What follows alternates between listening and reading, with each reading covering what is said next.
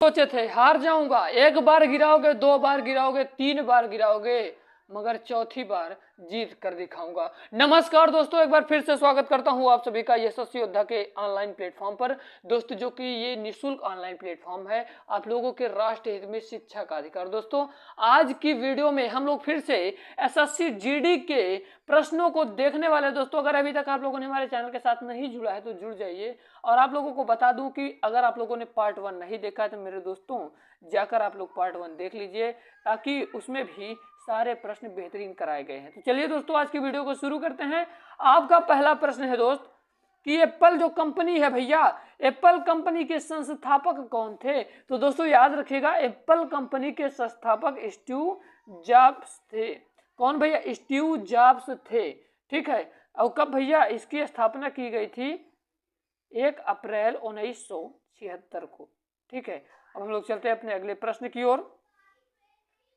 आपका दूसरा नंबर का प्रश्न दोस्तों हम लोग देख रहे हैं। आपका दूसरा नंबर का प्रश्न कह रहा है कि एटम गैस बम किस पर आधारित है? तो दोस्तों याद रखिएगा, जो ये एटम बम होता है ये नाभिकीय विखंडन पर आधारित है। एटम बम आपका नाभिकीय विखंडन पर आधारित है। तो मेरे दोस्त याद रखिएगा, इसका right answer option number A वाला हो जाएगा। और आप लोगों से दोस्तों यही उम्मीद करूंगा कि आप लोग शेयर जरूर करिएगा। आपका यही गुरु दक्षिणा है कि आप लोग शेयर जरूर करिए दोस्तों, क्योंकि इस एक एक वीडियो बनाने के लिए आप लोग यकीन मानिए बहुत ज़्यादा मेहनत लगती है दोस्तों।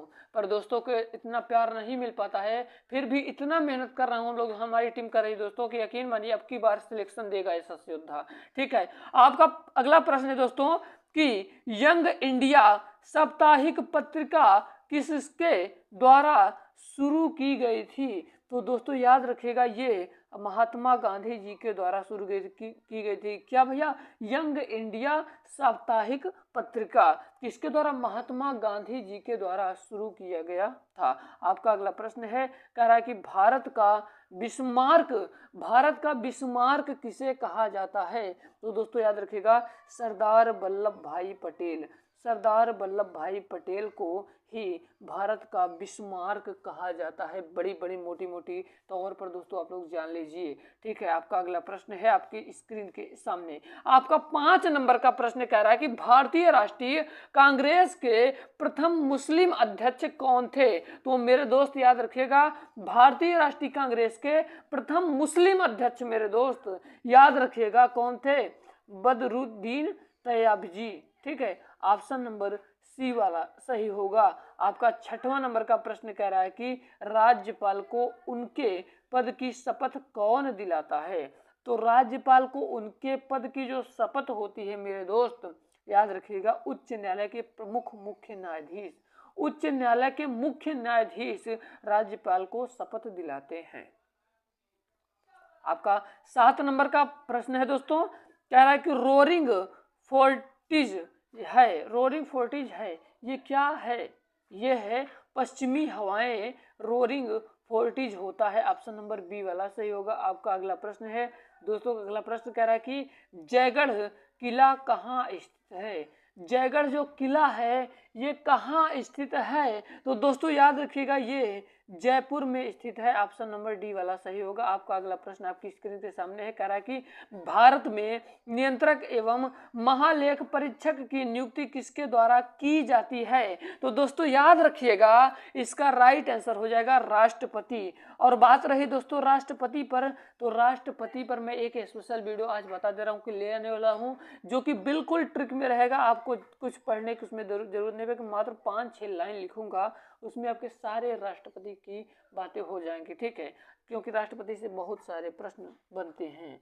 आपका अगला प्रश्न है कि जो ध्यानचंद्र जी हैं इनका नाम किस खेल से संबंधित है? तो मेरे दोस्तों याद रखिएगा, ये किस खेल से? हॉकी खेल से संबंधित है। ये दोस्तों इनका कब मनाया जाता है दोस्तों? 29 अगस्त को। अब क्या हुआ भैया, मेजर ध्यानचंद हो गया है। मेजर ध्यानचंद नाम दोस्तों किस खेल से संबंधित है? अगर ये पूछ लेगा तो आप लोग लगा कराइएगा हॉकी से संबंधित है। आपका 11 नंबर का प्रश्न कह रहा है मेरे दोस्तों, कह रहा है कि गुलिवर्स ट्रेवल्स को किसने लिखा था? गुलिवर्स ट्रेवल्स को किसने लिखा था?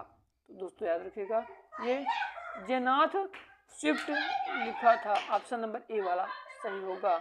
आपका 12 नंबर का प्रश्न कह रहा है कि अंतरिक्ष में एकदम रखने वाला प्रथम व्यक्ति है। अंतरिक्ष में कदम रखने वाला प्रथम व्यक्ति कौन है? आपसे अगर दोस्तों ये प्रश्न पूछे तो आप लोग सीधा जवाब मारिएगा, यूरी गागरिन है। ऑप्शन नंबर डी वाला सही होगा। आपका अगला प्रश्न है कि भाभा परमाणु केंद्र कहाँ स्थित है? तो याद रखिएगा कि जो भाभा परमाणु केंद्र है ये मुंबई में स्थित है। ऑप्शन नंबर ए वाला सही होगा। आपका अगला प्रश्न है, कह रहा कि अभिज्ञान शाकुंतलम पुस्तक की रचना किसने की? तो दोस्तों याद रखिएगा, इसका करेक्ट आंसर हो जाएगा कालिदास जी ने किया था। ऑप्शन नंबर सी वाला सही होगा। अगला प्रश्न है कि जय जवान जय किसान का नारा किसने दिया था? तो जय जवान जय किसान का नारा लाल बहादुर शास्त्री ने दिया था। और आप सभी को बता दूं कि आपका हिंदी का टेस्ट, रीजनिंग, मैथ सभी वीडियो आपको रेगुलर मिलेगी दोस्तों कुछ दिनों के बाद, ठीक है। आपका अगला प्रश्न है 16 नंबर का प्रश्न कह रहा है कि यामा पुस्तक के लेखक कौन है? तो यामा पुस्तक के दोस्तों जो लेखक हैं वो महादेवी वर्मा हैं। ऑप्शन नंबर बी वाला सही होगा।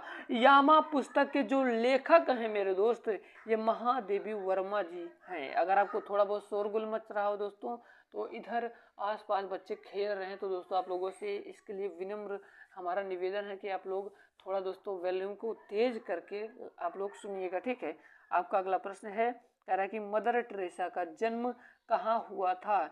ये प्रश्न बहुत बार एसएससी जीडी में पूछा गया है, मदर टेरेसा का जन्म कहाँ हुआ था? तो याद रखिएगा दोस्तों, अल्बानिया में हुआ था। अगला प्रश्न दोस्तों कह रहा है कि राजा सांची अंतर्राष्ट्रीय हवाई अड्डा कहाँ है? तो राजा सांची अंतर्राष्ट्रीय हवाई अड्डा जो है ये अमृतसर में स्थित है। आपका 19 नंबर का प्रश्न है कि नोबेल पुरस्कार कितने क्षेत्रों में प्रदान किया जाता है? तो मेरे दोस्त याद रखिएगा, ये 6 क्षेत्रों में, क्या भैया 6 क्षेत्रों में नोबेल पुरस्कार प्रदान किया जाता है। इसकी शुरुआत मेरे दोस्त, इसकी शुरुआत पूछता है कब हुआ था? तो 1901 ईस्वी से इसकी शुरुआत हुई है। 20 नंबर का प्रश्न है कि जय जगत दोस्तों, जय जगत का नारा किसने दिया था? तो दोस्तों याद रखिएगा, जय जगत का जो नारा है ये विनोद भावे जी ने दिया था। ऑप्शन नंबर बी वाला सही होगा। अगला प्रश्न है दोस्तों कि कार्बन के प्रमुख अपर रूप कौन सा है?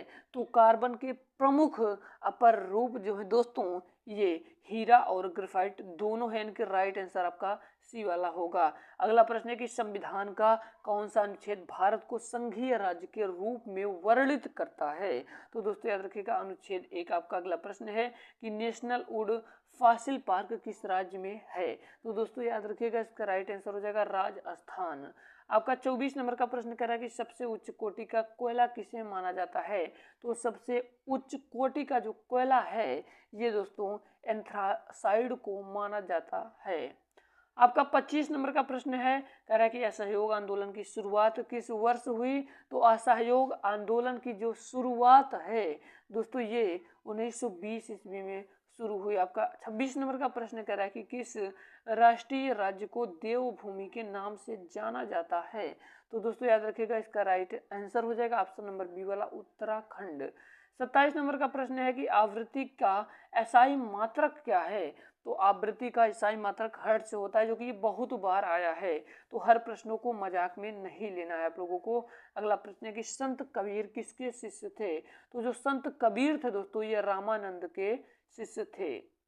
अगर आपको बहुत तेज वीडियो लग रही हो तो दोस्तों कमेंट बॉक्स में एक बार जरूर बताइएगा। इंसुलिन की खोज किसने की थी?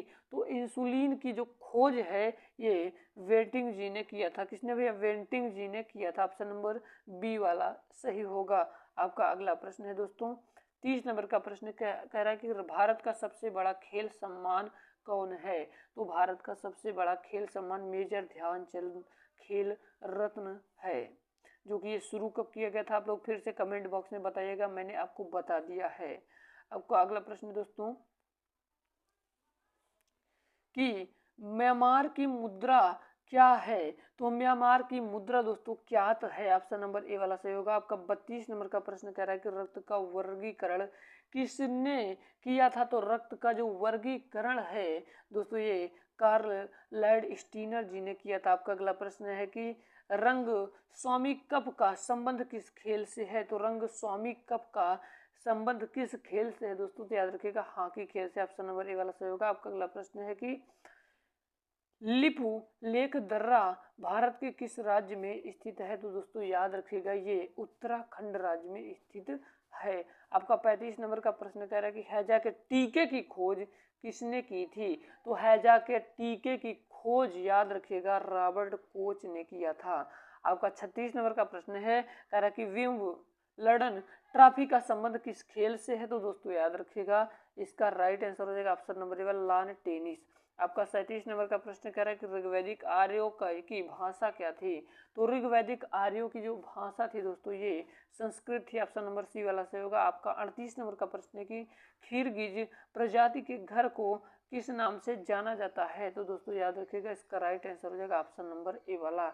आपका 39 नंबर का प्रश्न है कि राधा मोहन कप का संबंध किस खेल से है? तो ये पोलो से है।